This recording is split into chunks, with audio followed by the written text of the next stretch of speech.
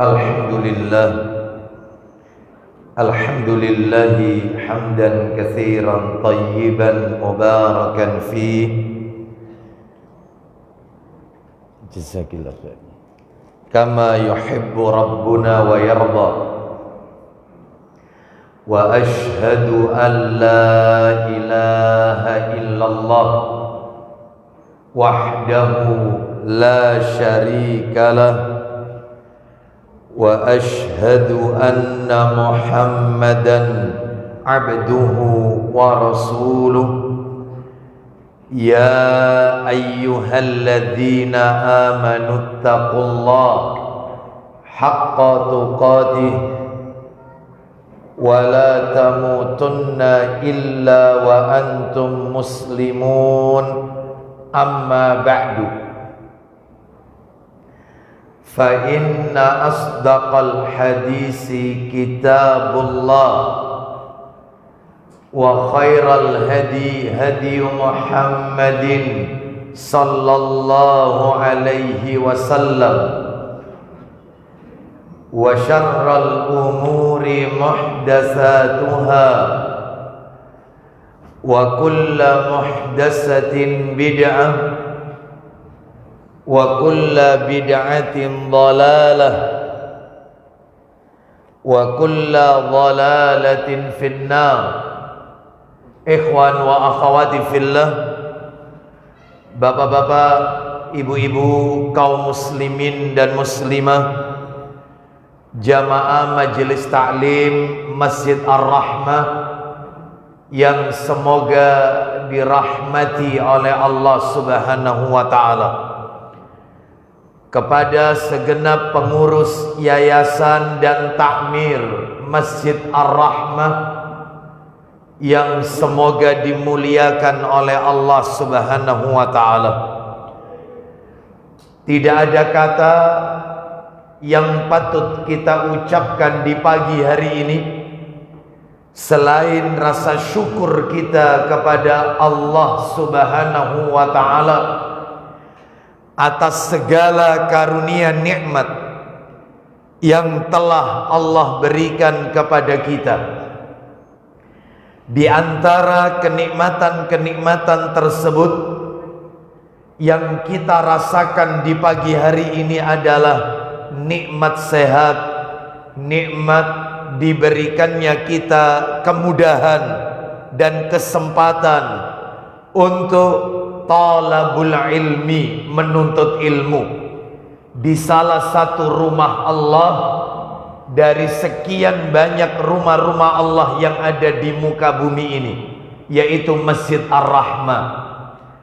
Nabi sallallahu alaihi wasallam beliau pernah bersabda, "Man ghada ilal masjid," barang siapa yang di pagi hari pergi menuju masjid, la yuridu illa an yata'allama khairan au yu'allimahu, dia tidak menginginkan apa-apa, dia tidak memiliki tendensi tujuan apapun illa kecuali an yata'allama khairan au yu'allimahu, dia ingin mempelajari kebaikan, dia ingin menuntut ilmu, dia ingin mengetahui mana yang halal, mana yang haram, mana yang ma'ruf, mana yang mungkar, mana itu tauhid, mana itu syirik. Maksudnya dia pergi ke masjid untuk menuntut ilmu.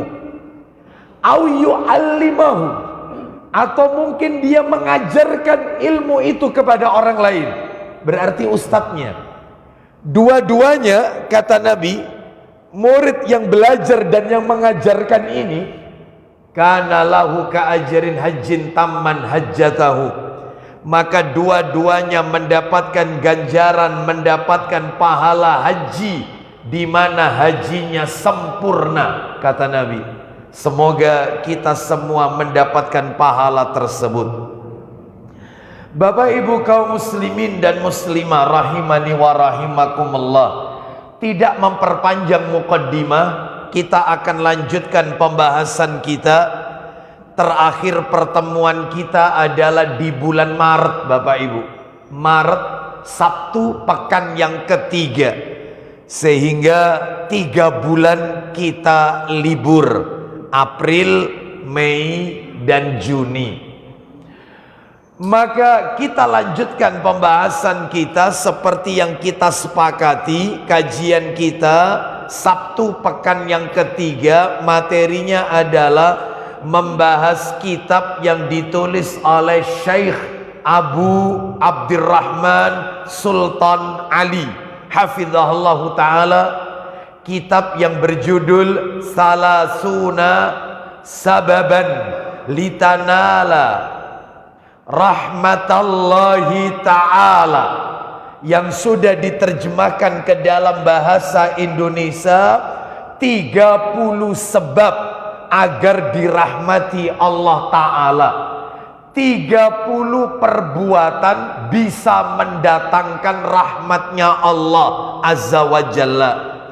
Dan menurut catatan saya, terakhir pertemuan kita di bulan Maret, kita masih berada pada sebab yang pertama, seseorang itu mendapatkan rahmatnya Allah. Orang-orang yang dirahmati oleh Allah dalam Al-Quran masih nomor 1. Apa itu? Sabar ketika menghadapi musibah. Betul itu ya? Jadi kita masih berada pada orang yang pertama yang mendapatkan rahmatnya Allah, sabar ketika menghadapi musibah. Mana dalilnya? Dalilnya, mari kita baca ulang dalilnya. Setelah itu nanti kita review sedikit untuk mengingatkan apa yang sudah kami sampaikan 3 bulan yang lalu. Lalu kita lanjutkan nanti materi yang masih tersisa. Allah Ta'ala berfirman di dalam Al-Quranul Karim, tepatnya di surat yang kedua Al-Baqarah. Ayatnya ayat yang ke-155 sampai 157. Surat Al-Baqarah ayat 155 sampai 157. Nah, Bapak Ibu kaum muslimin dan muslimah rahimani wa rahimakumullah, mari kita dengarkan ayatnya. Setelah itu kemudian terjemahannya. Allah Ta'ala berfirman,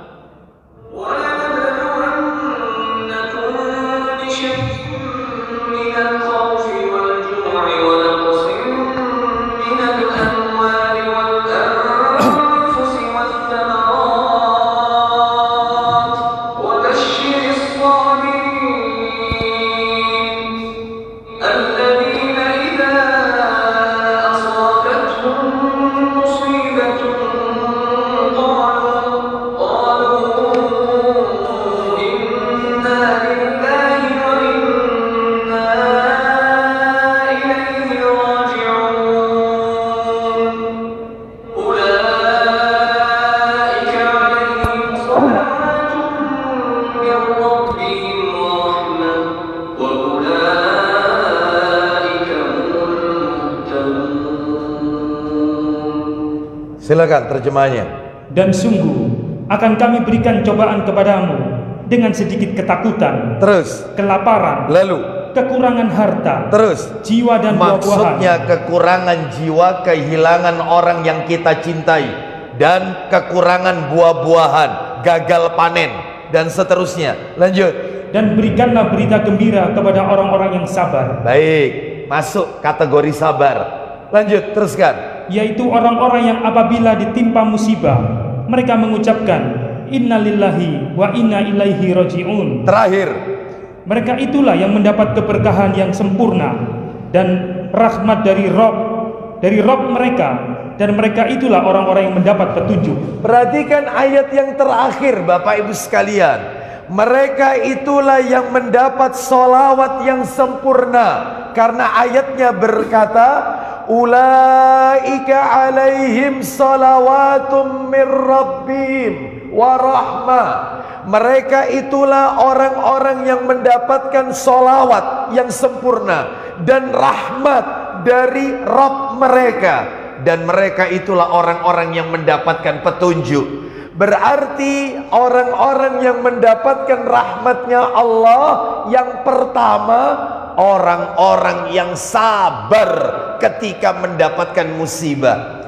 Ayat ini Bapak Ibu, ayat ini mengandung 4 pelajaran. Nah, ini bulan Maret yang lalu sudah saya jelaskan 4 pelajaran. Ya ini saja yang kita bahas. Ayat ini mengandung 4 pelajaran. Pelajaran yang pertama adalah setiap manusia pasti diuji. Ada kalanya ujian itu berupa sesuatu yang buruk, yang tidak menyenangkan, sakit, kehilangan harta, kehilangan orang yang kita cintai, kesusahan, kesedihan. Ini ujian yang buruk-buruk. Ada kalanya ujian itu yang menyenangkan, tapi ujian yang menyenangkan. Contohnya, diberikan pasangan hidup, diberikan anak keturunan, diberikan kelebihan harta, rizki, sehat. Ini semua ujian dari Allah Azza wa Jalla. Tinggal kita mau bersyukur atau tidak. Nah ini ya. Jadi ini pelajaran pertama. Dan ini tidak perlu saya sampaikan detailnya, karena ini sudah kami singgung pada materi-materi berikut sebelumnya. Yang kedua, di dalam ayat ini mengandung pelajaran tentang keutamaan kalimat istirja. Apa itu istirja? Kalimat inna lillahi wa inna ilaihi raji'un. Sebab Bapak Ibu sekalian, orang yang mengucapkan kalimat inna lillahi wa inna ilaihi raji'un, apabila dia terkena musibah, maka ini pahalanya besar Bapak Ibu sekalian, besar. Sebagaimana disebutkan di dalam kitab Sahih Targhib wa Tarhib, yang waktu itu kita baca bersama kan, yaitu nomornya kalau nggak salah 3491 jilid 6 ini ya. Ini sudah kita lewati ini, di mana di situ disebutkan dari sahabat Abu Musa radhiyallahu an, Rasulullah sallallahu alaihi wasallam bersabda, "Idza mata waladul abdu," apabila anak seorang hamba wafat, maka Allah berkata kepada para malaikat-malaikatnya.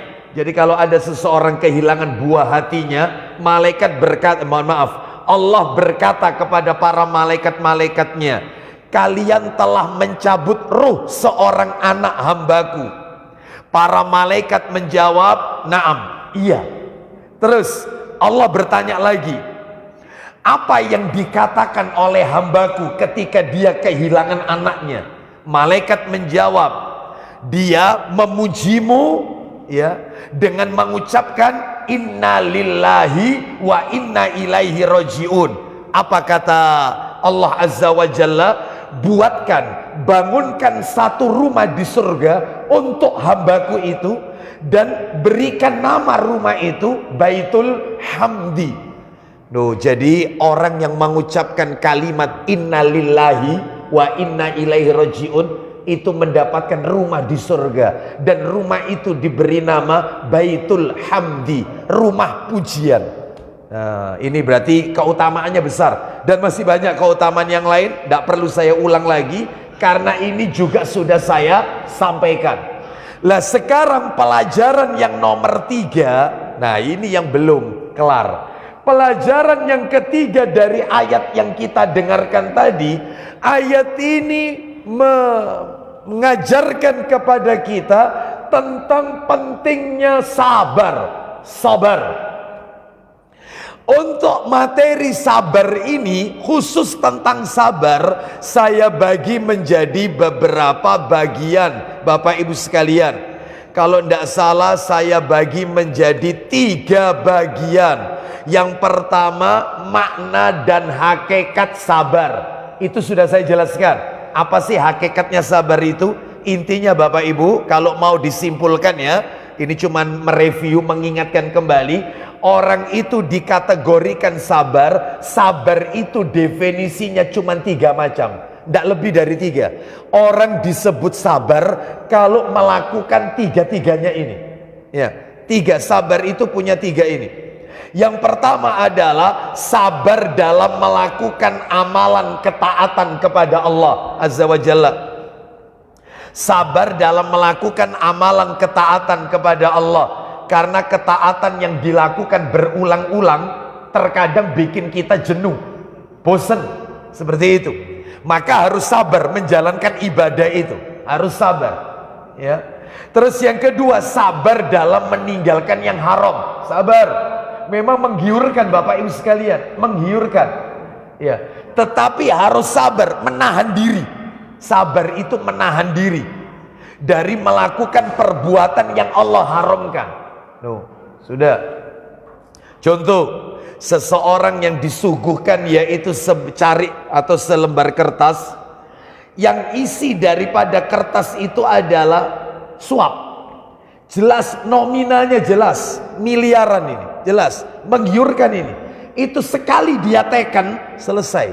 Artinya dia melakukan suap. Dia melakukan perbuatan yang dilaknat oleh Rasulullah SAW. Di dalam hatinya bertentangan. Ini kalau saya tanda tangani, jelas ini dosa, ini suap. Tetapi tidak ada yang tahu ini. Rekeningnya ini cuman yang tahu cuman saya. Maju mundur dia. Ini kalau tidak saya tekan, tidak saya tanda tangani, eman, uang ini terbuang percuma. Karena uang ini adalah uang yang tidak ada manfaatnya. Seperti itu. Tapi kalau saya tekan, menguntungkan saya dan saya nggak mungkin ketahuan. Ya, perang dalam hati. Tetap dia tanda tangani. Maka berarti dia tidak sabar dalam mencari rezeki. Tidak sabar dalam mencari rezeki. Bapak Ibu sekalian, makanya meninggalkan yang haram itu harus sabar. Yang terakhir, sabar dalam menghadapi takdir yang terasa menyakitkan. Dan ini juga sudah saya jelaskan, takdir dibagi berapa, takdir itu apa saja, apa bedanya takdir dengan nasib. Nah ini sudah saya jelaskan, kita lewati aja. Terus kemudian tentang sabar lagi yang nomor 2, hadiah bagi mereka yang sabar. Orang kalau sabar, apa yang akan Allah berikan? Ini pun juga sudah saya jelaskan. Yang belum itu yang nomor 3. Hari ini saya akan sampaikan tentang sabar. Apa itu yang ketiga tentang sabar? Serba-serbi sabar. Ternyata sabar dalam kehidupan kita itu banyak Bapak Ibu sekalian. Contoh, serba-serbinya ini. Totalnya kurang lebih ada 10 Bapak Ibu sekalian. Ada 10. Apa saja itu? 1. Sabar dalam menuntut ilmu. Nanti saya jelaskan. Sabar dalam menuntut ilmu. Ini 1. Yang kedua, apa dicatat ini? Oh, dicatat. Ya. 1. Sabar dalam menuntut ilmu. Yang kedua, sabar dalam berteman dengan orang-orang soleh. Berteman dengan orang-orang soleh ini juga butuh kesabaran Bapak Ibu sekalian. Oh iya. Ya. Sabar dalam dengan berteman. Ya, sabar berteman dengan orang-orang soleh. Yang ketiga, sabar berbuat baik kepada kedua orang tua. Sabar. Sebab ada orang tua itu kadang-kadang yang suka marah. Ada orang tua itu yang suka tersinggungan. Itu ada. Ada orang tua itu yang suka melanggar aturan-aturan syariat. Tidak mau dinasehati. Tidak mau sholat. Yaitu suka yang kelenik-kelenik. Macam-macam. Lah kita sebagai anaknya sabar. Makanya nanti kita kasih. Yaitu penjelasannya. Ada orang tua itu egois. Karpe. Karena ada yang kayak gini. Pokoknya, lah ini kalau sudah kena pokok ini repot sudah. Sebab ada orang tua model kayak begini ada. Di sini banyak. Oh banyak. Ya, ada orang tua begini. Pokoknya bapak. Nah ini sudah. Ada orang tua itu yang alergi dengan sunnah, suka dengan bid'ah. Ada. Sama sunnah itu tidak suka. Lele koniku melok kajian. kajian itu jenggotmu itu lo tambah panjang kok, kayaknya kamu itu kok tambah apa itu tidak benar menurut Bapak. Oh itu. Jangan-jangan kamu itu ikut aliran teroris kamu ini. Oh iya, nggak seneng. Ya. Tapi dia suka melakukan yang bid'ah. Terus suka, ada orang tua suka utangan. Oh, yang nutupi anaknya terus. Ya, padahal anaknya mampu. Ya tiap bulan ya dicukupi nafkahnya orang tua ya diberi. Tapi tetap utang sana ya dan seterusnya. Sebab ada orang tua itu yang utang untuk nutupi anaknya yang lain. Jadi anak kesayangan. Sebab ada orang tua itu yang beda-beda no anak. Oh itu loh. Apa itu? Pilih kasih. Oh ya. Jadi kalau sama yang tertua itu terus sakno adikmu. Loh iku adikku ini utang online ini ya, pinjaman online sudah ditutup ya utang lagi. Wis talana iki adikmu dewe. Terus dibelani terus. Oh, banyak enggak yang kayak begini? Ada orang tua model kayak gini, pilih kasih. Oh, itu beda-beda no. Itu ya. Terus macam-macam ya. Terus yang nomor 4, sabar dalam berdakwah. Iya, namanya berdakwah harus sabar. Jadi kalau ada seorang ustadz takut dicaci maki, takut tidak dipanggil lagi sama jamaahnya, lebih baik tidur di kamar aja lah, nggak usah berdakwah. Lebih baik istirahat aja lah, wis leren aja. Nggak usah jadi ustadz. Yang namanya orang berdakwah itu ya resikonya berhadapan dengan mereka para pelaku-pelaku maksiat. Dan iqamatul hujjah harus ditegakkan. Jangan takut. Nanti tak jelaskan masalah. Dalam berdakwah harus sabar. Ini yang nomor 4. Nomor 5, sabar dalam menjaga diri dari syahwat. Iya, sabar. Apalagi yang belum menikah ini. Wong yang sudah menikah saja masih ngelirik sana ngelirik sini. Iya, betul atau tidak? Ya.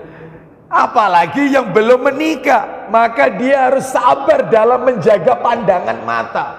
Ya, harus sabar, harus menundukkan pandangan mata kepada yaitu yang bukan mahramnya. Nah, seperti itu. Ya. Baik, ini nomor 5. Nomor 6, sabar ketika musibah datang. Jadi kalau kena musibah harus sabar. Gimana ini maksudnya? Nanti saya jelaskan. Yang ke-7, sabar dalam berumah tangga. Namanya rumah tangga butuh sabar. Suami kalau tidak sabar, ya munculnya pemicu apa ini yang akan muncul adalah keretakan dalam rumah tangga.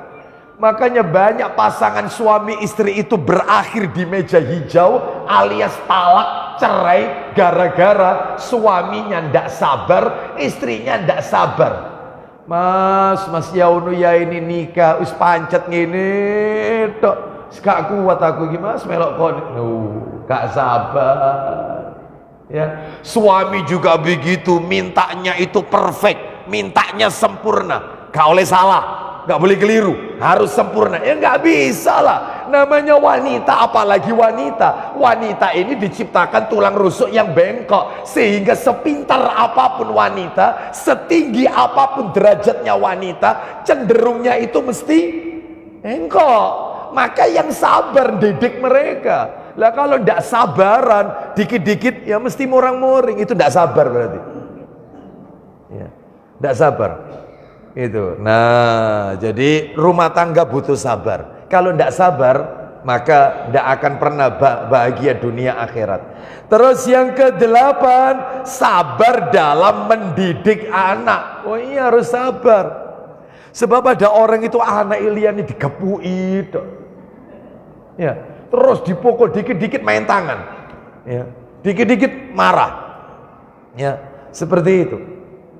Ya, sampai anaknya itu tidak nyaman di rumah karena apapun pasti orang tuanya marah. Nah, itu ya. Jadi mendidik anak harus sabar. Ya. Terus yang apalagi maaf.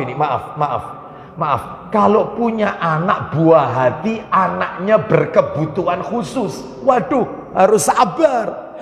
Sabar. Ya. punya anak maaf autis, berkebutuhan khusus atau yang lainnya, sabar, harus sabar. Ya, ini mendidik anak ini, karena itu buah hati kita, titipan dari Allah Azza wa Jalla. Yang kesembilan, berbuat baik kepada karib kerabat, sabar dalam berbuat baik kepada karib kerabat, harus sabar. Kan ada family keluarga itu yang jengkelkan, kan itu ada. Ya, diundang tidak pernah datang, ya, dia punya hajat kita tidak pernah diundang. Idul Fitri padahal kita kakak tertua, dia adik kita yang tidak pernah datang ke rumah. Mestinya kan unggah-ungguhnya dia datang ke rumahnya kakaknya yang tertua, salaman tangan. Ini ndak, ya seperti itu. Bahkan dia kalau ketemu tidak mau nyapa, seperti itu. Kalau dinasehati marah-marah, kita masukkan di grup keluarga, di media sosial, dia live keluar dari grup. Kita datang ke rumahnya, pintu rumahnya tertutup. Loh, ya ngadepi kayak gini harus sabar ini, harus sabar. Ya, seperti itu. Termasuk karib kerabat itu mertua, masuk kategori. Kan ada mertua itu gemesno, itu kan ada banyak, ya. Mertua yang suka, ya, intervensi, campur tangan terhadap rumah tangga anak atau menantunya, banyak, ya. Nak, ibu nonton bojomu iku kok kaya wis, iya, belenek katanya. Iya, itu belenek bahasa Darmo. Kalau bahasa sepanjang, ya, bahasa sepanjang beda lagi, ya. Itu bukan belenek, ya, gak kedugo. Sama ya? Oh sama, luwe nemen ya. Makanya sepanjang luwe nemen, ya. Bapak Ibu sekalian, rahimani wa rahimakumullah. Ada yang kayak begini, mertua rewel sama mantunya, sampai kata mantunya itu tanya kepada saya. Ada menantu bilang sama saya, Ustadz, andai kata bunuh orang itu tidak dosa, tak racun mertuaku Ustaz. Tak racun Ustaz. Saking dosa Ustaz, ya Allah. Makanya Ustaz jalan satu-satunya ben gak rewel terus, tak kasih CTM terus Ustaz. Jadi ngantuk terus, tidur terus. Dikasih obat tidur terus mertuanya. Karena rewel terus, nanti sudah disapu katanya, kok nyapu kok gak bener sih. Wadah saja, masakanmu kok, ya, itu dikasih masakan, misalnya dimasakan soto daging, nanti dicacat, masakan iki lho soto iki lho ambu daging, ya jelas soto daging, ya ambu daging. Ada mertua gemes gitu, gemes. Harus sabar. Berbahagialah yang punya mertua kayak begini, berbahagia. Ladang amal, waktunya menerapkan ilmu. Masa taklim terus tidak diterapkan ilmunya? Ya diterapkan, ya. Nomor terakhir 10, terkena wabah. Kalau wabah, apalagi sekarang katanya lagi naik lagi, ya, virus ini, sekalipun mungkin variannya beda, maka bagaimana sikap kita kalau ada wabah? Ya harus sabar. Gimana? Nanti saya jelaskan. Baik, Bapak Ibu sekalian, ini materi yang nomor 3 tentang penting, mohon maaf, pelajaran yang nomor 3 dari surat Al-Baqarah ayat 155 sampai 157, yaitu tentang pentingnya sabar. Sabar itu sendiri mengandung 10 perkara. Kita bahas yang nomor 1 dulu Bapak Ibu. Apa tadi nomor 1 tadi? Sabar dalam menuntut ilmu. Maksudnya gimana? Mohon maaf, Bapak Ibu sekalian, ada kalanya orang itu jenuh untuk datang ke majelis taklim, jenuh menghafal Al-Quran, hadis-hadis Nabi, jenuh menghafalkan doa-doa. Kadang-kadang materi kajiannya diulang-ulang. Kadang-kadang ustadz yang menyampaikan materi tidak menarik, bikin ngantuk. Itu harus sabar itu. Yang nuntut ilmu harus sabar, ya. Seperti itu. Kadang nyatet itu sambil gini. Ngantuk. Ini pakai bolpen nih. Harus sabar. Ya. Itu kalau ngantuk wudu. Wudu. Ya, Ustadz saya kalau kena air tambah ngantuk Ustadz. Kopi, makanya takmir harus siapkan kopi. Itu ya. Harus siapkan kopi. Ini insya Allah takmirnya nggak dengar kok, insya Allah. Iya, nah ini ya, lah ini mengharapkan sesuatu, kotaknya harus penuh lagi ya. Terus kemudian contohnya lagi, tempat kajiannya terlalu jauh. Ada taklim siapa? Ustadz Fulan. Apik saja ini, cuman waduh itu loh. Duh. Seperti itu. Tidak sabar karena tempat kajiannya jauh. Ada lagi, yaitu misalnya majelis taklimnya tidak ada konsumsinya. Ya. Wis aku gak teko, wah apa ado-ado gak ono kotakane. Dikei banyu tok wah. Lihat ini, nuntut ilmu ndak sabar. Ini gara-gara ndak ada konsumsi. Coba. Ya, terus kemudian yaitu misalnya lagi contoh yang terakhir, terburu-buru ingin membantah penjelasannya Ustadz. Karena dia menuntut ilmu di mana, dia sudah punya bekal ilmu. Lah si ustadz ini menyampaikannya pada saat itu, mungkin lihat sikon, kondisi, lihat jamaahnya, kayaknya ini kalau saya jelaskan bab ini khawatir nanti akan terjadi hal-hal yang mudorot, maka belum waktunya. Bukan tidak dijelaskan, ditunda untuk menunggu saat yang tepat menyampaikannya. Akhirnya jamaahnya komplain, Ustadz saya pernah dengar begini-begini, terburu-buru, tidak sabar nuntut ilmunya. Tidak sabar. Pernah terjadi yang seperti ini, pernah Bapak Ibu sekalian. Ada seorang, saya tidak sebut nama ya, ini seorang tokoh ini. Ini kalau kena, ya mohon maaf ini ya. Ini kalau orang ini ikut taklim, ngaji, mau ngaji, maka urusan ke bawah, urusan pemerintahan dan yang lainnya enak. Karena dia ini pimpinan, bawa pengaruhnya besar. Diundanglah seorang ustadz ke rumah si tokoh ini. Saya tidak sebut ya, tidak sebut nama ustadznya dan juga tokohnya. Orang ini punya pengaruh besar ini. Lalu kemudian si ustadz ini menjelaskan, bagus, diawali, dasar dulu, dasar. Karena yang taklim itu pejabat-pejabat juga. Udah, bagus ini, bagus. Rupanya ada salah satu jamaah yang pernah ikut kajian, itu lalu bertanya, si ustadz kepancing. Bagaimana Pak Ustadz hukumnya ini. Salah satu saja yang ditanyakan, hukumnya foto, memajang foto di rumah, ada patung-patung di rumah, hukumnya apa? Lah rumahnya orang ini penuh dengan foto. Dan patung-patung kecil itu banyak dijadikan pajangan. Memang dia suka kalau keluar negeri beli apa ini oleh-oleh itu ya berupa patung itu. Si ustadz kepancing, langsung haram. Ya, malaikat tidak mau masuk ke dalam sebuah rumah, hukumnya haram. Waduh, sudah. Besoknya tidak dipanggil lagi sudah. Selesai. Lu kan benar ustadz, salah. Lihat sikon dulu.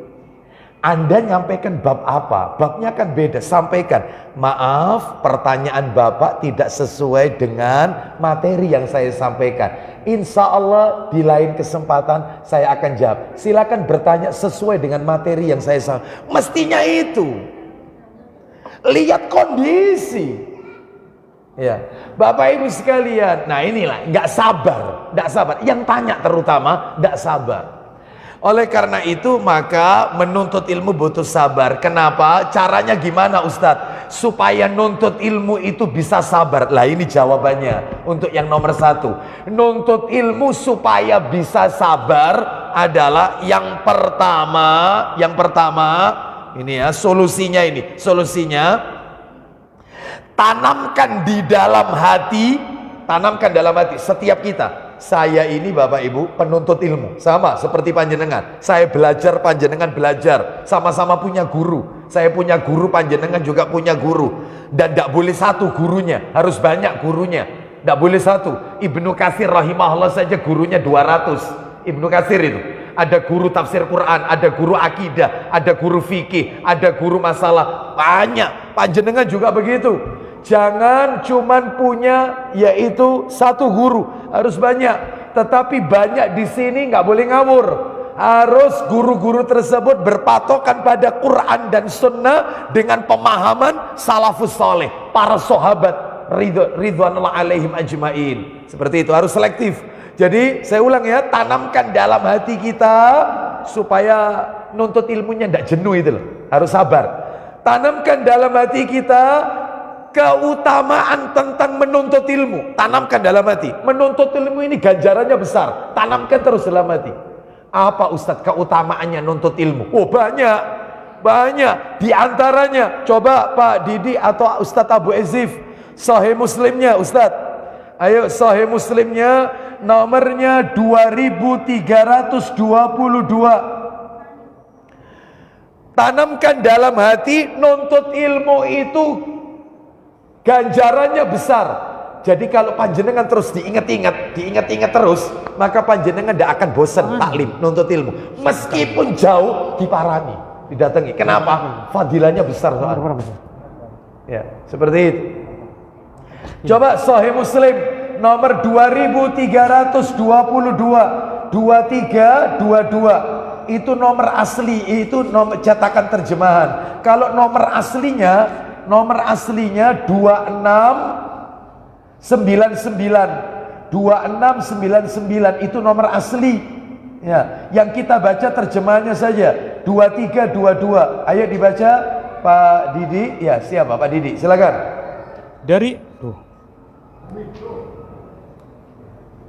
Dari Abu Hurairah radhiyallahu an, ia berkata, ya, Rasulullah SAW bersabda, man naffasa an mu'minin kurbatan min kurabid dunya, naffasallahu anhu kurbatan min kurabi yaumil qiyamah. Silakan.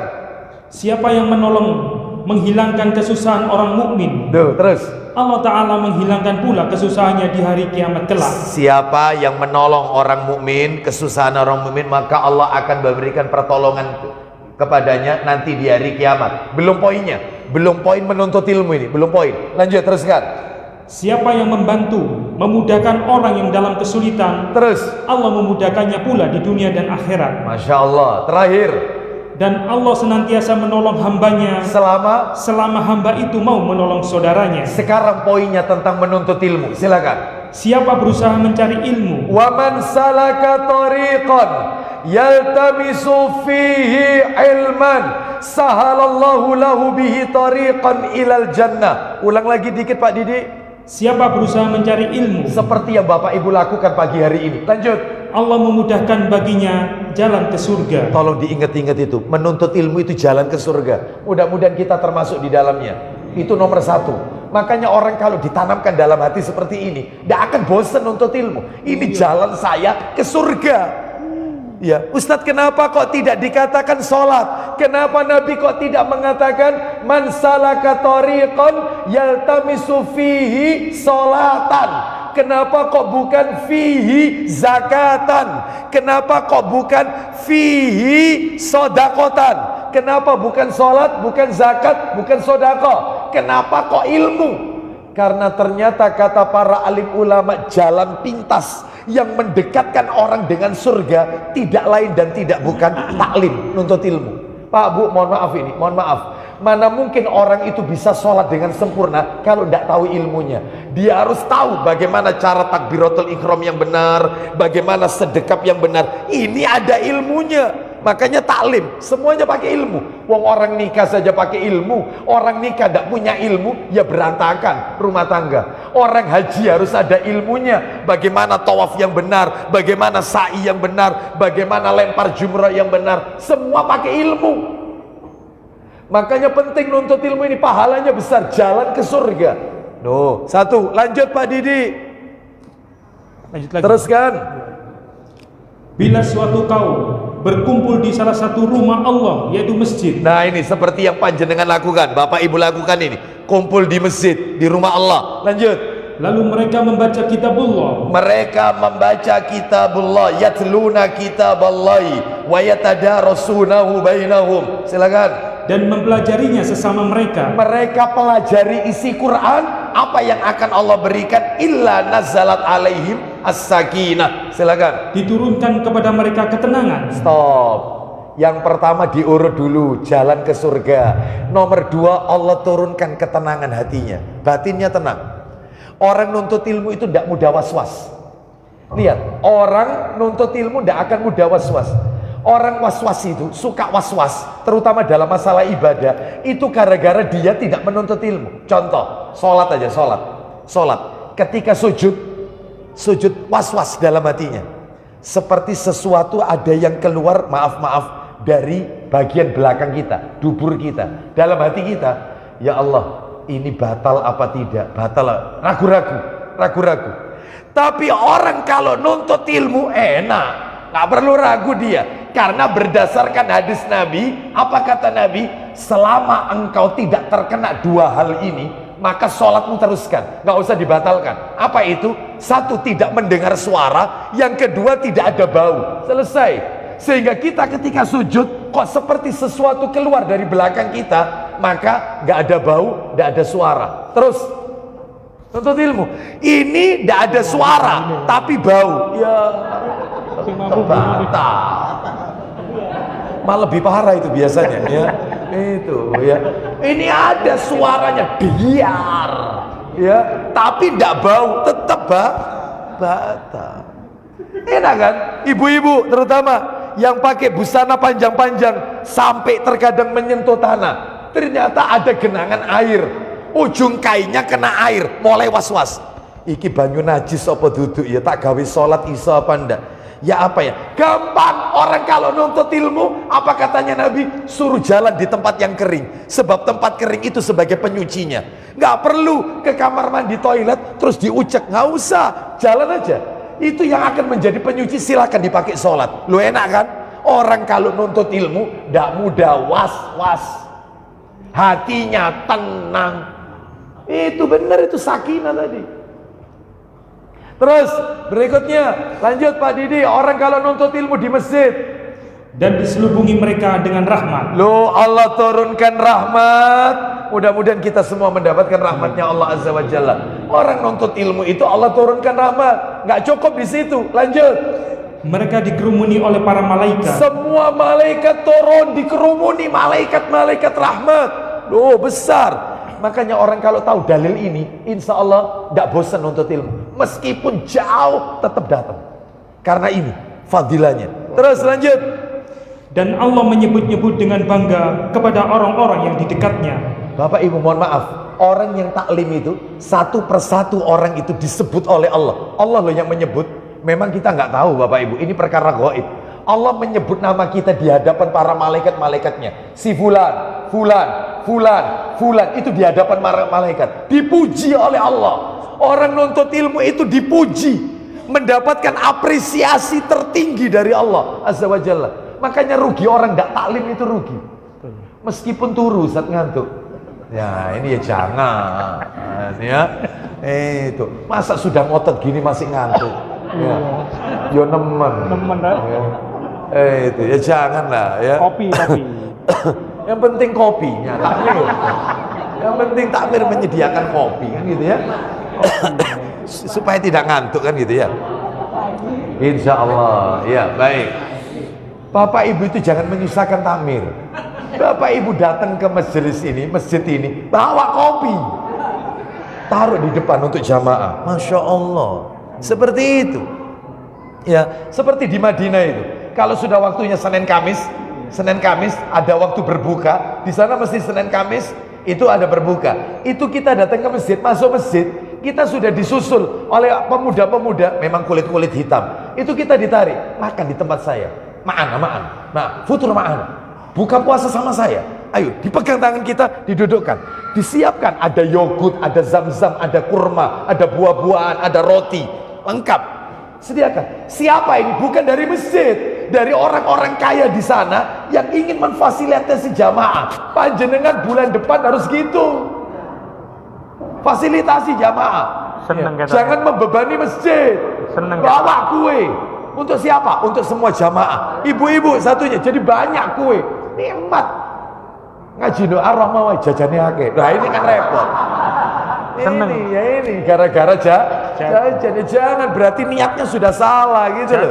Bawa kopi, ya, bawa teh India, bawa kopi Arab. Waduh, Seneng ya, kita. semangat ngaji nih, kan gitu ya. Takmir seneng Seperti kita. itu. Keluar dari masjid taklim sudah disuguhkan prasmanan sate kambing. Aji. Ya Allah. Kapan kayak begini nih, kapan gitu ya. Membayangkan dulu ya. Baik, kok cerita jadi makanan ini. Kita lanjutkan. Bapak Ibu sekalian, jadi intinya tanamkan dalam hati, nuntut ilmu itu keutamaannya besar, supaya kita tidak bosenan, tidak lesu, ya. Tanamkan ini, tanamkan. Baik, sudah. Sekarang cara yang nomor 2. Tadi kan tanamkan dalam hati keyakinan nuntut ilmu itu pahalanya besar, supaya tidak bosenan, harus sabar nuntut ilmu. Yang nomor 2 caranya supaya bisa sabar nuntut ilmu. Cara nomor 2 adalah cara yang kedua ini. Sering-seringlah membaca kisah-kisahnya para ulama dalam menuntut ilmu. Ya, sering-sering panjenengan itu membaca kisah-kisahnya para ulama dalam menuntut ilmu. Sering-sering baca kisah-kisah, buku-buku banyak kok. Salah satunya buku judulnya bagus. Judulnya Arab tapi sudah diterjemahkan dalam bahasa Indonesia, terbit 4 jilid kalau nggak salah. Buku itu judulnya Syiar A'lam An-Nubala, ditulis oleh Imam Ad-Dhahabi rahimahullah. Judul Indonesianya biografi para sahabat, tabi'in, tabi'ut tabi'in, dan ulama-ulama Islam. Oh, itu biografinya. Siapa Abu Bakar, bagaimana sepak terjangnya di dalam Islam, siapa Umar, siapa Utsman, siapa Ali radhiyallahu anhum ajmain, siapa itu Abu Hurairah, semuanya sampai tabi'in, sampai tabi'ut tabi'in, sampai ulama-ulama Islam. Jadi biar tahu semangat. Ya Allah, sampai kayak gini ya belajar nuntut ilmu itu.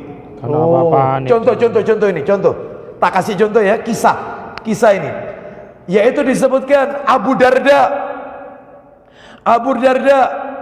radhiyallahu an berkata, lihat Abu Darda ini sahabat Nabi loh. Abu Darda ini sahabat Nabi.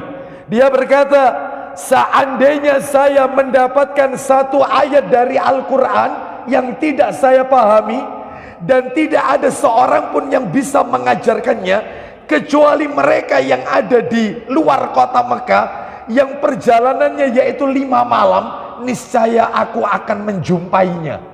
Jadi Abu Darda bilang, andai kata ada satu ayat Quran aku tidak paham ayat ini maksudnya apa, maknanya apa, ternyata ada orang yang paham di luar kota Mekah, yang kalau pergi ke sana butuh perjalanan 5 malam, niscaya aku datangi orang itu, saking pengen tahunya satu ayat Quran ini. Ini Abu Darda semangat nuntut ilmu, nggak peduli jauh sudah. Itu. Jadi tolong cerita-cerita kayak gini tuh sering kita baca. Ya Allah, mereka itu kayak begitu ya nuntut. Masa saya ini ada handphone, semua fasilitas lengkap, ada kendaraan, mereka onta, keledai, kita mobil motor. Lo bayangkan, masa masih males? Itu. Terus kemudian kita lihat lagi Imam Baqi. Nah ini cerita yang lain. Terakhir ini ya, saya sebutkan 2 saja. Imam Baqi bin Makhlad melakukan perjalanan 2 kali. 2 kali perjalanan. Yang pertama dari Mesir ke Syam. Syam ini sekitar Suria. Mesir ke Suria. Dan yang kedua dari Hijaz, Mekah Hijaz sampai ke Irak, Baghdad, untuk nuntut ilmu agama. Perjalanan pertama jalan kaki 14 tahun. Perjalanan kedua 20 tahun, itu berturut-turut. Mesir ke Suria 14 tahun, dari Mekah ke Baghdad Irak 20 tahun nuntut ilmu hadis Nabi. Karena di sini ada sahabat Nabi yang tinggal di negeri itu. Nyatet. Bayangkan. Padahal dulu Anda tahu, dulu tidak ada Saudi Airlines, tidak ada. Tidak ada Saudi Airlines. Ya, seperti itu. Makanya saya sempat sedikit terharu. Ada seorang dari mana itu ya, kemarin diberitakan di televisi kita, Amerika atau mana, pergi haji jalan kaki. Amerika ya, Amerika, Inggris jalan kaki. Bayangkan selama berapa lama itu, berbulan-bulan, sambil mengucapkan talbiyah labbaik Allahumma, sambil bawa anunya dia apa ini, gerobaknya itu. Bayangkan isinya perlengkapannya dia. Jalan. Bayangkan ada yang bersepeda ke Mekah. Bayangkan. Bapak Ibu sekalian. Jadi semangat mereka. Mestinya kita lihat yang seperti ini. Yaitu orang-orang yang semangat nuntut ilmu, semangat untuk beribadah. Nah, masa kita yang dikasih fasilitas, yaitu tidak bisa meniru mereka. Ini ya. Ini yang pertama. Sekarang masuk serba-serbi sabar yang nomor 2. Sabar dalam berteman dengan orang-orang soleh. Oh iya, harus sabar. Betul ya, nomor 2 itu tadi ya. Sabar dalam berteman. Maksudnya gimana Pak Ustadz? Sabar berteman dengan orang-orang soleh itu. Pak, Bu, maaf ini, maaf. Kadang-kadang orang itu kalau tidak sabar dalam berteman, itu tidak selektif cari teman. Siapa aja dikumpuli, siapa saja dijadikan teman. Salah, berarti Anda tidak sabar dalam mencari teman. Mencari teman itu harus sabar, yang selektif. Yang kita temani itu yang soleh-soleh saja. Yang tidak soleh jangan dijadikan teman akrab, termasuk teman di media sosial. Kalau Anda ikut grup WA, grup itu tidak menambah iman kita, Anda left saja. Buat apa? Waktu kita terkuras untuk membaca hahaha yang nggak ada manfaatnya. Waktu kita terkuras, masih banyak ayat Quran yang belum kita hafal, masih banyak hadis-hadis Nabi yang belum kita ketahui. Lah kalau dipakai untuk guyonan di WA, grup-grup cekakaan, wah, nggak ada manfaatnya, mayan Pak. Umur kita yang tahu hanya Allah. Jangan-jangan besok kita menghadap Allah, kita nggak tahu. Manfaatkan, umur di tangan Allah. Ada yang meninggal tua, ada yang meninggal muda. Hanya Allah yang tahu. Bahkan kalau dilihat para ulama dulu meninggalnya muda. Imam An-Nawawi umur 45 tahun wafat. Bayangkan, karyanya dinikmati miliaran manusia. Bahkan kita kalau tahu kitab beliau, yaitu setiap pondok pesantren pasti ada kitabnya Imam An-Nawawi. Ini bukan Imam An-Nawawi dari Banten loh, bukan loh ya. Bukan, ini Imam An-Nawawi dari Damaskus, Suriah, dari desa namanya Nawa. Desanya namanya Nawa, makanya disebut Imam An-Nawawi. Ulama-ulama terdahulu itu pakai nama kelahirannya seperti itu. Lah kalau saya Abu Aslam Al-Kleteki itu kan ya enggak enak. Gitu loh ya. Ya, sepanjangi kan enggak enak gitu ya. Sudah Abu Aslam aja ya. Itu meskipun asli saya Nyamplungan kan tidak enak juga, Ampeli kan tidak enak ya. Bapak Ibu sekalian, oleh karena itu maka tirulah mereka, meninggal di usia muda tapi karyanya dinikmati miliaran manusia. Kitabnya apa? Kitabnya Imam An-Nawawi, Riyadus. Loh, semuanya pada tahu semua Riyadus Sholihin. Banyak Arba'in An-Nawawi dan macam-macam banyak lagi. Syarah Sahih Muslim. Baik, jadi intinya harus selektif cari teman ini. Sebab kalau tidak sabar, sembarangan, semua dijadikan teman. Oh, nggak boleh. Bapak Ibu sekalian, solusinya gimana? Solusinya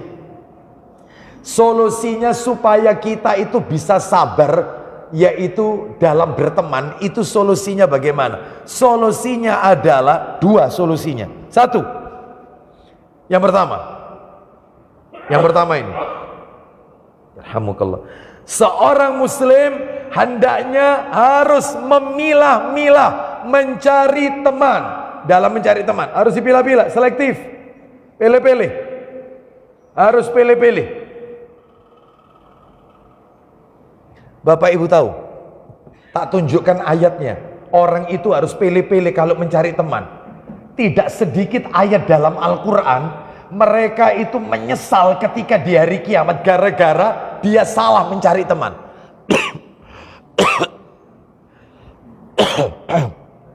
Salah mencari teman. Di mana dalilnya? Quran surat Al-Furqan. Quran surat nomor 25 Al-Furqan. Ayo. Saya kalau lihat di sini merinding ini ayatnya ini. Surat 25 Al-Furqan ayatnya 28. Al-Furqan ayat 28. Allah Ta'ala berfirman, Ya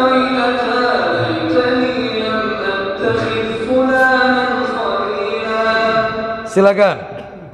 Al-Furqan 28. Kecelakaan besarlah bagiku. Ulang lagi. Kecelakaan besarlah bagiku. Loh, dia sendiri bilang nanti di hari kiamat. Celaka besar aku ini, celaka aku ini. Kenapa Pak Didi? Lanjut. Kiranya aku dulu tidak menjadikan si fulan itu teman akrabku. No, ya. Dia berkata nanti di hari kiamat, aku ini celaka. Kenapa dulu si fulan itu tak jadikan teman akrabku, koncoplek. Nah itu loh. Coba kalau dulu dia tak jadikan teman akrab, nasibku ndak seperti ini. Salah, sudah menyesal terlambat. Nasi sudah jadi bubur, sudah berhadapan dengan adab baru menyesal. Tidak ada artinya. Makanya sebelum menyesal mulai sekarang pele-pele. Harus selektif. Sudah jadikan pelajaran Abu Thalib. Abu Thalib pamannya Nabi, mati tragis. Kurang apa Abu Thalib? Tiap hari ketemu Nabi, tiap hari lihat raut wajahnya Nabi. Saya dan panjenengan aja nggak tahu raut wajahnya Nabi, tapi Abu Thalib lihat wajah Nabi. Sebuah kenikmatan kan? Bahkan dia dididik oleh sang maha guru, yaitu guru terbaik di jagat alam raya ini, Muhammad sallallahu alaihi wasallam, guru terbaik. Tapi sayang beribu sayang, ketika nazak matinya mati kafir, tidak mau mentauhidkan Allah. Kenapa?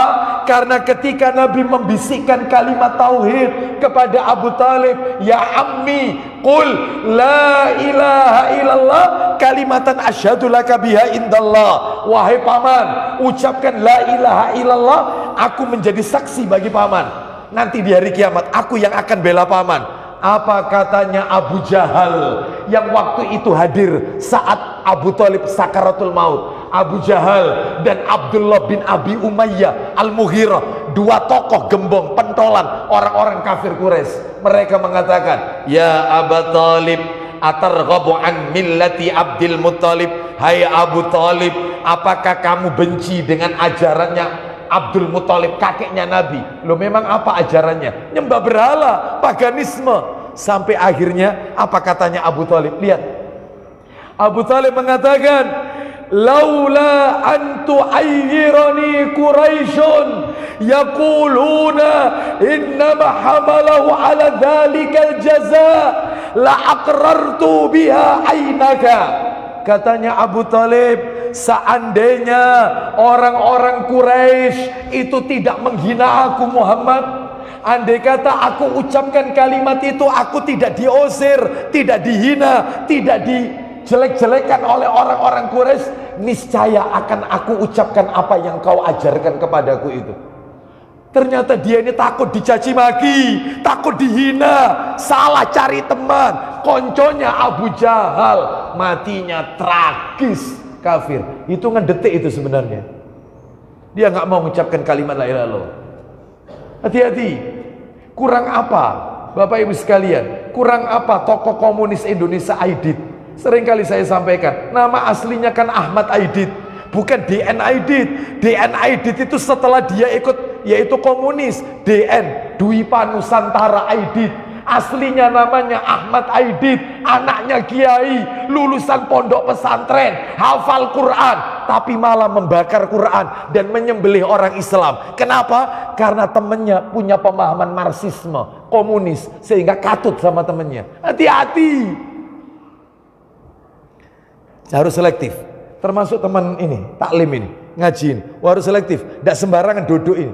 Duduknya harus pilih-pilih. Duduklah dengan orang yang di samping Anda betul-betul taklim. Sebab ada orang itu, terutama ibu-ibu ini, terutama ibu-ibu. Ini ada orang nyatet taklim begini, temennya di samping. Mbak, iki lho Mbak Abi, Mbak.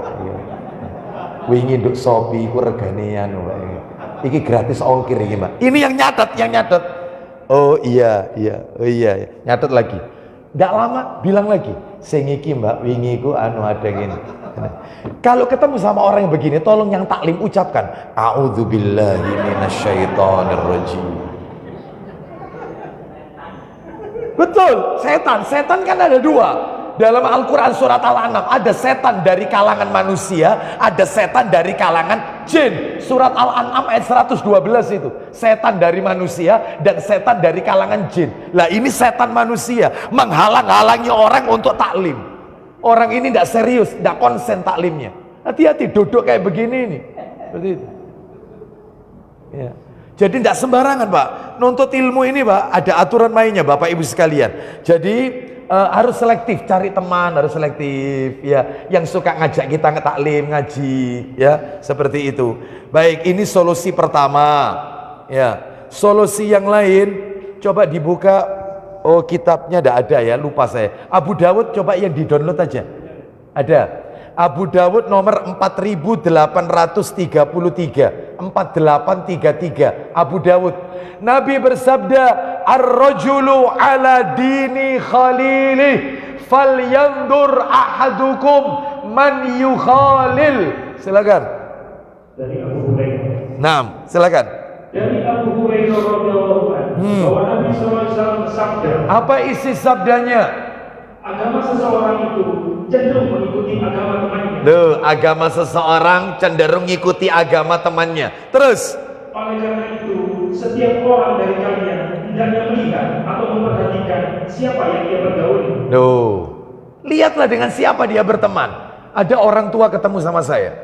Ini kejadian betul, testimoni ini ya. Saya sampaikan, saya ceritakan. Ada orang tua ketemu sama saya.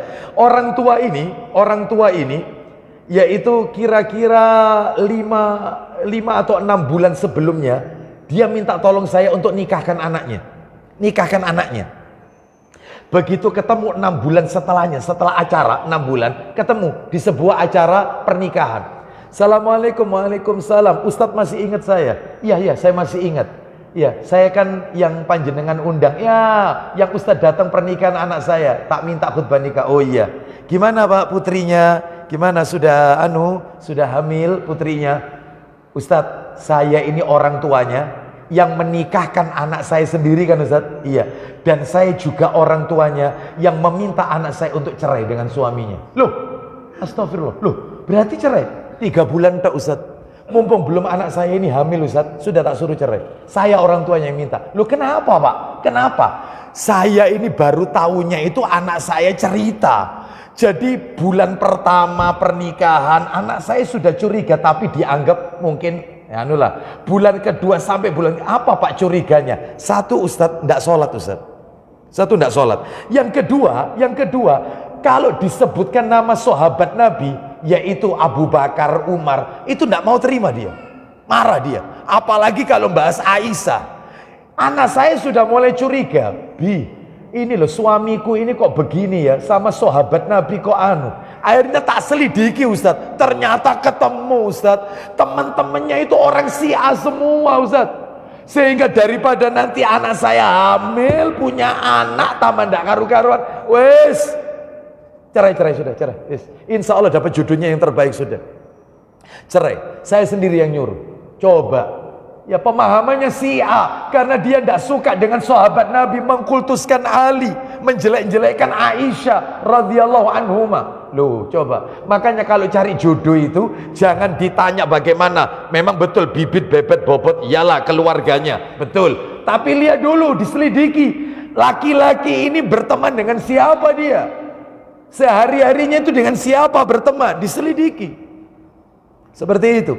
Makanya tidak jarang, berarti sering kali orang datang ke rumah saya, Ustadz kenal anaknya si Fulan. Iya tahu saya, tahu. Kenapa memangnya Pak? Saya mau tanya sama Pak Ustadz, kalau anak perempuannya Pak Ustadz yang perempuan itu diminta sama anaknya orang itu, Ustadz kasihkan atau tidak? Ya terus terang, karena saya tahu sendiri, di mata saya sendiri, saya tahu sendiri, nggak saya kasihkan, nggak tak kasihkan. Kenapa? Karena saya pernah melihat sendiri, bukan katanya orang. Saya lihat sendiri, dia suka mabuk-mabukan. Bahkan orang tuanya pernah bilang, bagaimana Ustadz ya anak saya ini kena narkoba dan seterusnya. Memangnya kenapa? Anaknya orang itu minta anak saya Ustadz. Makanya Ustadz ini tak jadikan bahan pertimbangan. Saya tanya, tak selidiki anak ini. Dia minta anak saya. Loh, itu boleh diselidiki. Dengan siapa berteman. Karena bawa pengaruh teman ini. Bawa pengaruh. Ya baik, terus kemudian yang kedua solusinya dalam berteman ini, jangan menghadiri majelis yang di dalamnya terdapat kemungkaran.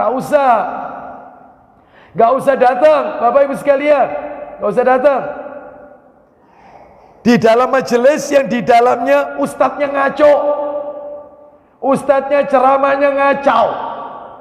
Ya, gak usah didatangi seperti ini. Lah Ustaz, lah kalau sudah Jumatan Ustaz, kalau gimana kalau ini nggak boleh. Karena mendengarkan khutbah Jumat itu wajib. Tapi kalau mendengarkan khutbah Idul Fitri, khutbah Idul Adha itu tidak wajib. Yang wajibnya itu yang sholatnya, tapi mendengarkan khutbahnya itu tidak wajib. Makanya Nabi pernah ketika khutbah Idul Adha, khutbah Idul Fitri, Nabi pernah menyampaikan, siapa yang hari ini ada hajat punya urusan, silakan boleh meninggalkan tempat sholat ini. Boleh, karena nggak wajib. Tapi kalau Jumatan wajib didengarkan, nggak boleh dia. Bahkan kita melakukan perbuatan-perbuatan sia-sia saja, itu sholat Jumat kita tidak sah. Contohnya perbuatan sia-sia, sambil dengarkan Ustadz khutbah Jumat, ceramah, sambil dia melakukan begini. Ini sambil dengarkan sambil begini.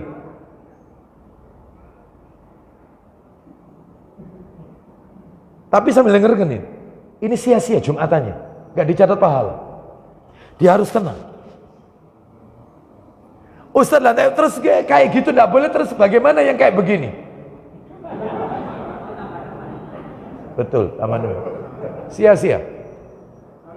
Gak boleh. Hah? Celengan keliling. Celengan keliling. Kotak infak keliling. Ya jangan. Takmirnya harus dikasih nasihat. Diedarkannya itu saat setelah sholat langsung diedarkan. Atau sebelum khotib naik mimbar diedarkan. Itu mestinya begitu. Jangan waktunya pas khutbah ini beredar. Ini nggak boleh. Ini perbuatan yang sia-sia, tidak boleh. Sehingga kalau kita tahu ternyata itu lewat, ini waktunya khotib, biarkan aja di situ. Biarkan di situ. Jadi dalam hal ini Bapak Ibu sekalian, banyak yang belum kita ketahui. Jadi tolong ya, kalau kita misalnya khutbah Idul Adha, khotibnya itu menyampaikan ceramahnya ngacau, ya, ceramahnya itu menyimpang dari sunnah, nggak usah didatangi, pergi saja, nggak apa-apa. Idul Adha, Idul Fitri pergi aja. Tapi kalau Jumatan ya harus diselesaikan, harus menunggu di situ. Baik, kita lanjutkan. Jadi jangan menghadiri majelis yang di dalamnya terdapat kemungkaran. Kita lanjutkan yang nomor 3. Serba-serbi sabar. Nomor 3. Apa nomor 3? Sabar dalam apa? Ya, sabar berbuat baik kepada orang tua. Seperti yang tadi saya jelaskan kan, ada orang tua itu yang suka marah, mudah tersinggungan, suka melanggar aturan-aturan syariat Islam. Tidak mau sholat, suka melakukan yang suka dengan yang kelenik-kelenik, kedukun, itu suka. Ada orang tua seperti ini, ya. Seperti, mohon maaf, yaitu mencampur adukkan budaya dengan Islam, kejawen. Banyak yang kayak begini. Lah kita yang sudah ngaji, maka harus sabar. Pilih kasih terhadap anak-anaknya, egois, tidak mau dengarkan nasihat, alergi dengan sunnah, suka melakukan bid'ah, suka utang, suka berkata-kata yang buruk kepada anaknya, suka nyumpai anak. Nyumpai anak, mandar kon, ya. Mudah-mudahan kamu tidak boleh, ya. Tidak mau memahami hak dan kewajiban anak perempuannya yang telah menikah. Sebab ada orang tua itu anaknya ini sudah menikah, diriwui terus. Apalagi anaknya perempuan. Anak perempuan itu selesai, itu menjadi haknya suami. Bahkan surganya wanita itu bakti sama suami, bukan sama orang tuanya. Andai kata dihadapkan dua kepentingan, kepentingan orang tuanya dan kepentingan suami, istri wajib memenuhi, mendahulukan kepentingan suami. Si bapak jangan cawe-cawe, ya, terus ngeribeti anak wedok terus, ya, itu. Sudah, bapak iki gak enak awak lo, bapak ini ya, mosok kon gak merini, mosok si anak perempuan bingung, bimbang, mas, ya apa ini, papa ini sakit, ya apaan? Lah suaminya berkata, enggak, jangan keluar rumah, aku mau ngajak kamu, ini ada kepentingan soalnya. Maka tetap anak perempuan ikut suami, tetap ikut suami. Kalau suaminya baik, maka bisa dia mengatakan, ya sudah, kita datangi setelah itu ke acara saya. Bisa seperti itu.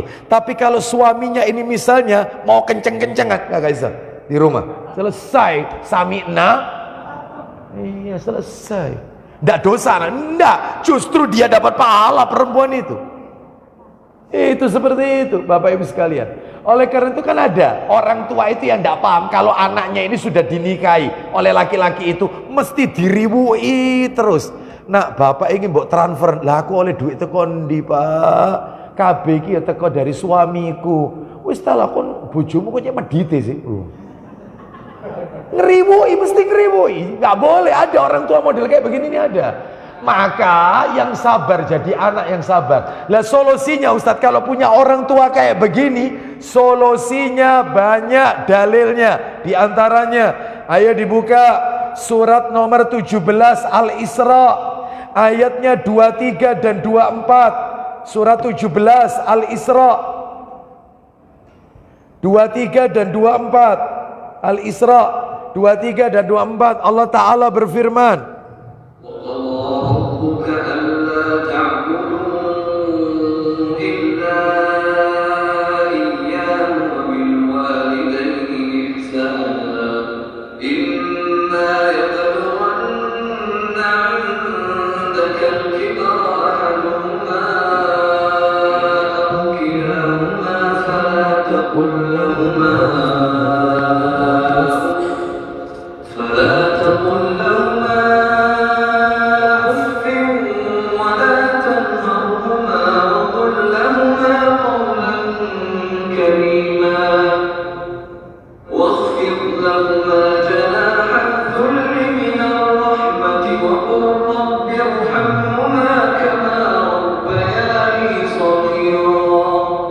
seburuk apapun orang tuanya, lihat solusi Quran. Ayo.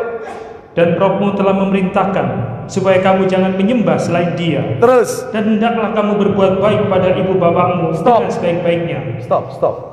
Bapak Ibu, semua ayat Quran, saya ulang ya, semua ayat Quran setelah Allah memerintahkan sembahlah Allah dan jangan menyekutukan, mesti ayat berikutnya dan berbaktilah kepada ibu bapakmu. Semua ayat Quran mesti gandengan. Jangan menyekutukan Allah dan berbuat baiklah kepada ibu bapakmu. Sembahlah Allah, jangan menyekutukannya dan berbuat baiklah kepada kedua orang tuamu. Mesti gandengan.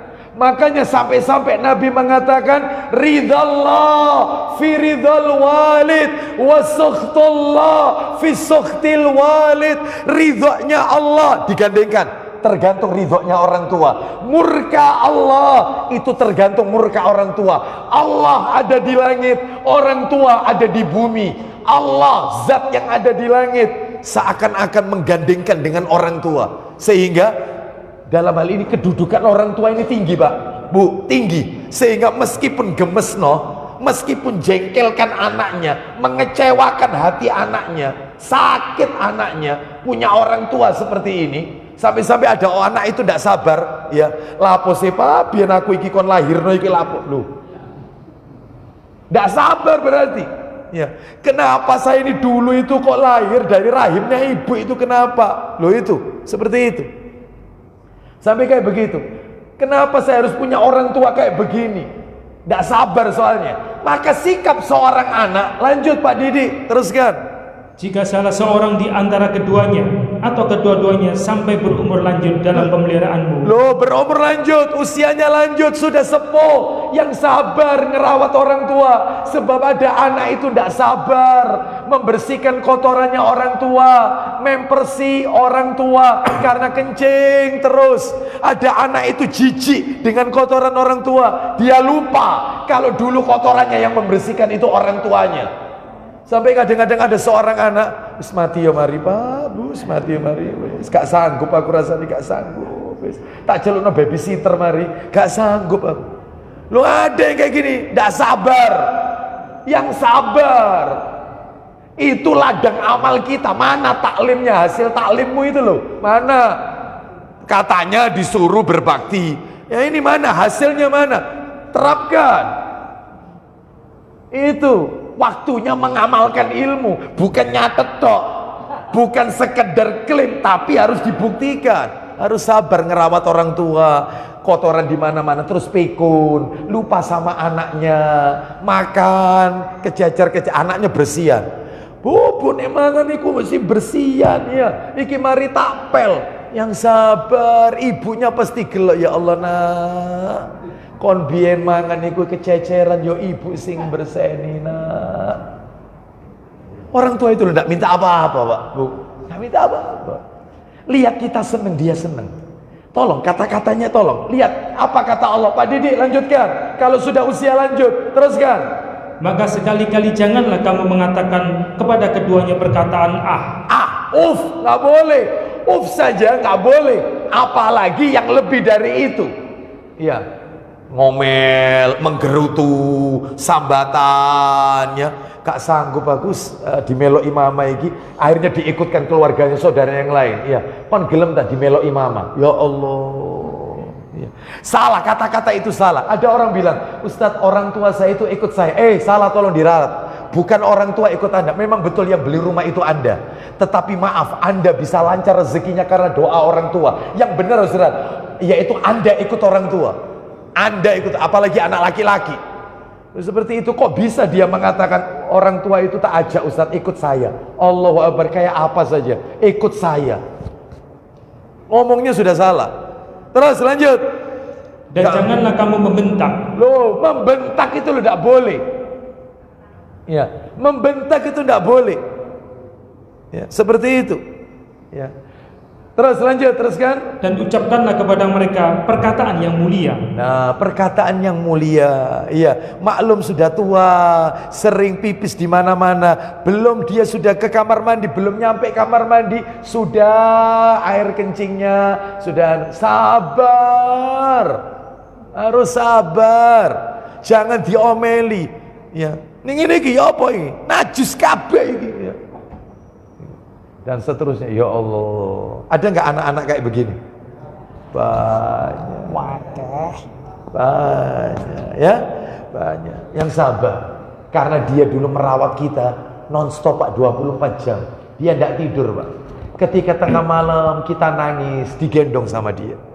Digendong sama dia. Sudah digendong, ditidurkan, terus ditaruh di tempat tidur. Apa orang tua tidur? Enggak. Dia ngambil air wudhu, doa. Robbi habli minas sholihin. Ya Allah, jadikan anakku anak yang soleh. Tidak tidur dia. Doakan kita. Lah kok kita sudah dewasa membentak orang tua?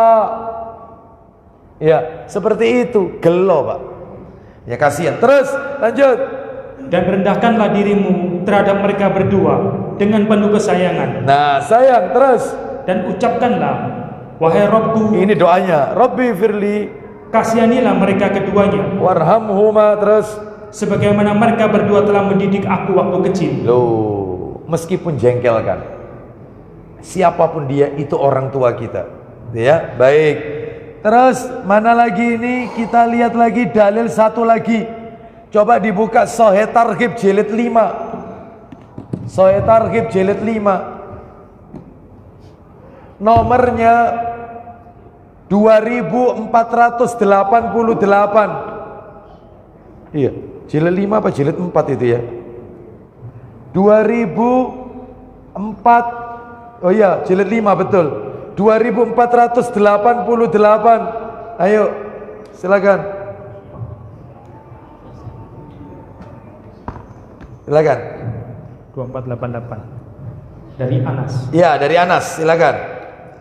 Dari Anas bin Malik radhiyallahu an, ia menuturkan. Ya. Rasulullah SAW telah bersabda. Perhatikan baik-baik sabdanya Nabi, man sarrahu an yumaddalahu fi umrihi wa yuzada fi rizqihi falyabarra walidayhi wal yasil rahimahu. Silakan.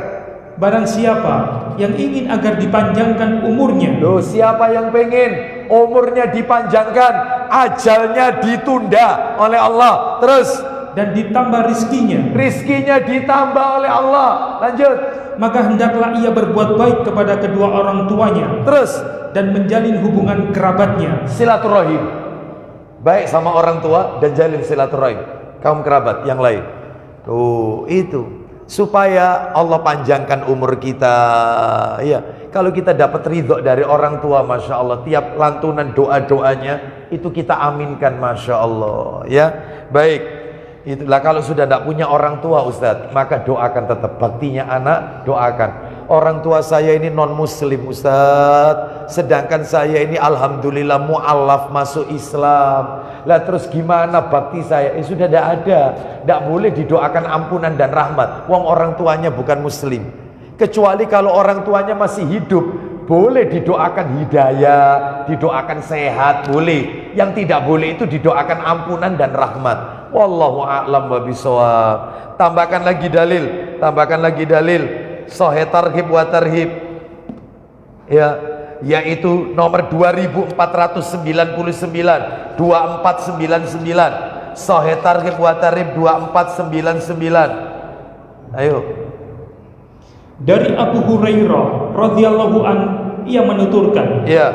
seorang laki-laki datang kepada Rasulullah SAW seraya bertanya, Apa itu?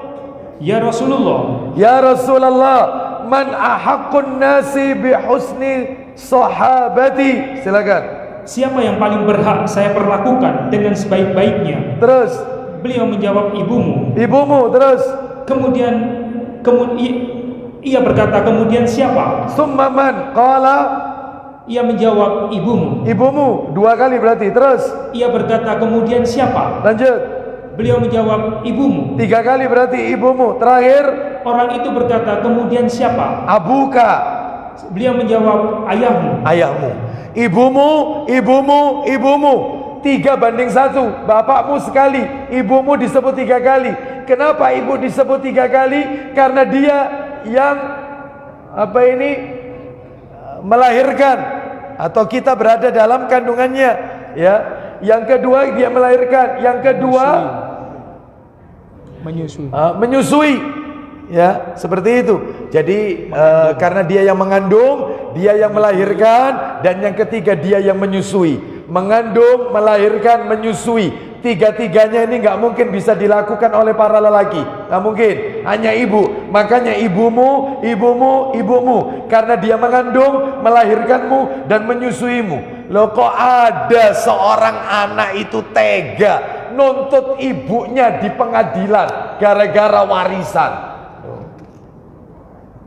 Bayangkan. Dia lupa kalau dia itu besar, itu karena dia meminum air susu ibunya. Lupa dia. Baik, oleh karena itu maka ini sesuatu yang wajib kita ketahui Bapak Ibu. Bapak Ibu sekalian, sudah pukul 8 ya. Mungkin bergantian dengan yang lain, mungkin ya, kegiatan di sekolah dan Masjid Ar-Rahmah.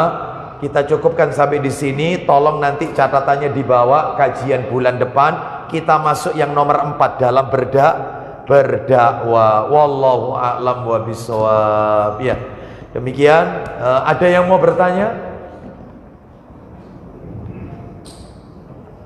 Tidak ada. Baik, kita tutup dengan kafaratul majlis. Semoga Allah Subhanahu wa taala menjadikan kita orang-orang yang sabar, orang-orang yang istiqomah di atas ketaatan kepada Allah dan Rasulnya sallallahu alaihi wasallam. Kita akhiri, wassallallahu ala nabiyyina wa ala alihi washabihi wasallam. Subhanakallahumma wa bihamdika asyhadu an la ilaha illa anta astaghfiruka wa atubu ilaik. Wa akhiru da'wana anil hamdulillahi rabbil alamin. Assalamualaikum warahmatullahi wabarakatuh.